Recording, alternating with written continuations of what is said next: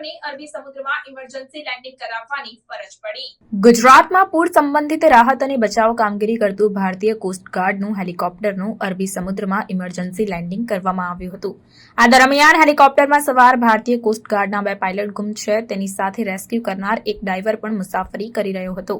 તેની પણ કોઈ જાણકારી મળી રહી નથી। મળતી માહિતી મુજબ એક ક્રૂ મેમ્બરને બચાવી લેવામાં આવ્યો છે, પરંતુ બાકીના 3 લોકો લાપતા છે। હેલિકોપ્ટરનું સોમવારે મોડી રાત્રે પોરબંદર નજીક દરિયામાં ઇમરજન્સી લેન્ડિંગ કરવામાં આવ્યું હતું, જેમાં પાયલટ સહિત 4 લોકો સવાર હતા। ઇમરજન્સી લેન્ડિંગ બાદ તાત્કાલિક બચાવ કામગીરી હાથ ધરતા રેસ્ક્યુ કરનાર એક ડ્રાઈવરનો બચાવ થયો હતો, પરંતુ અન્ય 3 લોકો હજુ લાપતા છે, જેની માહિતી ભારતીય કોસ્ટગાર્ડ દ્વારા ટ્વીટ કરીને આપવામાં આવી।